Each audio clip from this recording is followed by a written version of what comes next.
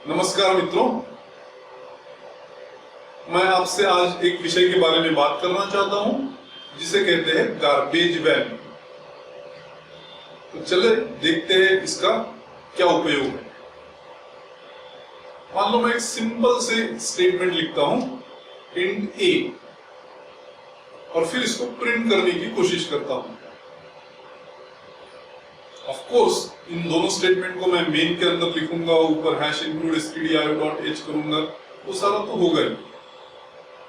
अब ये मान लो मैंने ऐसा मेन लिखा और उसमें ये दो स्टेटमेंट लिखी और उसे एग्जीक्यूट किया, तो आपको क्या लगता है कि क्या वैल्यू प्रिंट होगी? एक।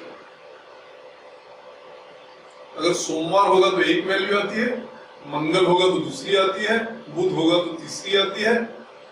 इसका मतलब क्या? इसका मतलब यह है कि हम लोग प्रेडिक्ट ही नहीं कर पाएंगे कि ए की वैल्यू क्या हो।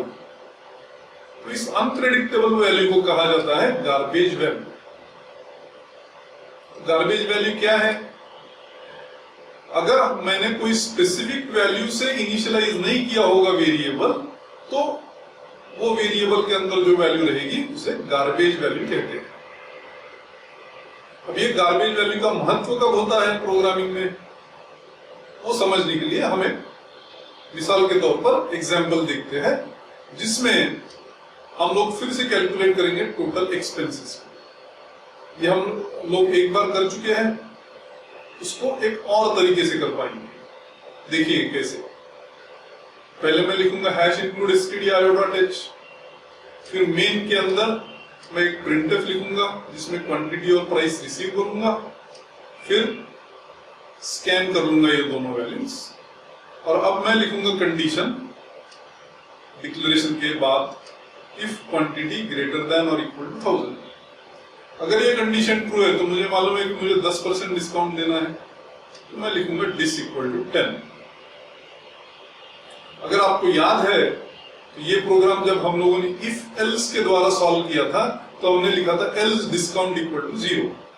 मतलब अगर क्वांटिटी ना ही ग्रेटर है 1000 से, ना ही बराबर है 1000 के, तो हम लोग 0% डिस्काउंट देंगे। अब की बात फर्क यह होगा कि हम लोग एल्स डिस्काउंट इक्वल टू 0 नहीं लिखेंगे, उसके बदले सीधा इंट डिस्काउंट डिफाइन कर देंगे और टोटल एक्सपेंसेस कैलकुलेट कर देंगे, जो कि क्वांटिटी इंटू प्राइस, उससे घटा करके quantity into price into discount bye 100। अब टोटल एक्सपेंसेस डिफाइन करते हैं और उसे प्रिंट कर देते हैं। अब देखते हैं कि ये प्रोग्राम बराबर चलता है या नहीं। अगर ये चल गया तो एक कंक्लूजन तो आप बिल्कुल ड्रॉ कर सकते हैं कि अगर इफ लिखा तो एल्स लिखना कंपलसरी नहीं है। अगर आपको चाहिए तो जरूर लिखिए, और नहीं चाहिए तो आप उसे ड्रॉप भी कर सकते हो। उल्टा देखिए इसका, क्या मैं एल्स सिर्फ लिख सकता हूं इफ के बगैर?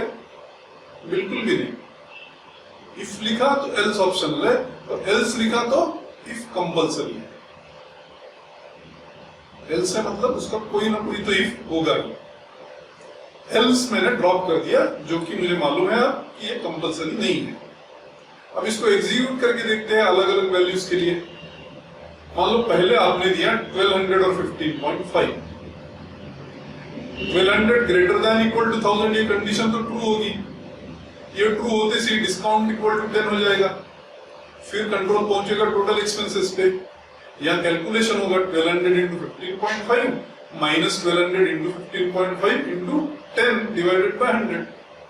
मतलब हम लोगों ने 10% डिस्काउंट जो तय किया था वो ऑफर कर दिया, टोटल एक्सपेंसेस कैलकुलेट हुआ, प्रिंट हो गया। तो 1200 और 15.5 के लिए तो ये बिल्कुल चल जाएगा, हम लोगों ने एल्स लिखा नहीं तो भी। अब देखते हैं दूसरे वैल्यूज के लिए। मान लो मैं सप्लाई करता हूं 200 और 15.5। अब की बार आप समझ गए होंगे कि 200 ग्रेटर देन इक्वल टू 1000 की कंडीशन जब मैं चेक करूंगा ये तो फेल हो जाएगी। ये फेल होते ही कंट्रोल पहुंचेगा टोटल एक्सपेंसेस पे।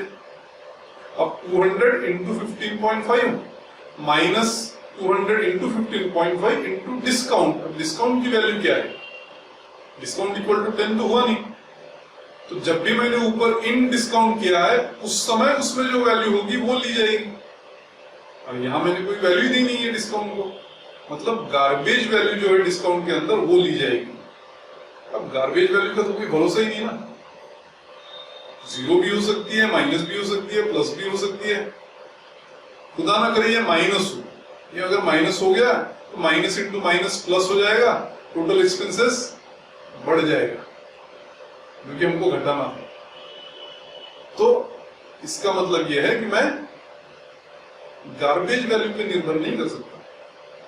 तो फिर क्या करना होगा, हम लोगों ने शुरुआत में ही जब डिस्काउंट ये वेरिएबल डिफाइन किया उसी समय मैंने लिख देना चाहिए डिस्काउंट इक्वल टू 0, ताकि 200 के लिए जब कंडीशन फेल हो जाएगी और कंट्रोल पहुंचेगा टोटल एक्सपेंसेस पे, तो ये 0 वैल्यू जो है डिस्काउंट के अंदर वो यूज की जाएगी, मतलब 0% डिस्काउंट ऑफर किया जाएगा।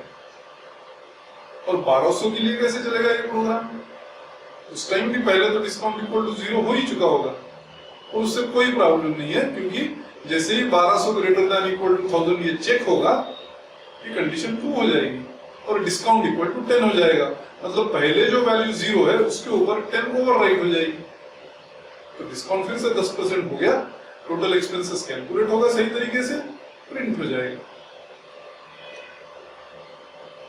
इस प्रकार गार्बेज वैल्यू के बारे में हम लोगों ने हर टाइम अलर्ट रहना चाहिए। अगर हम अलर्ट नहीं रहे तो धोखे से गार्बेज वैल्यू का प्रयोग कैलकुलेशन में होगा और आपके रिजल्ट्स गलत आएंगे। तो मैंने आपको वार्निंग दे दी, समझ लीजिए इसको। धन्यवाद।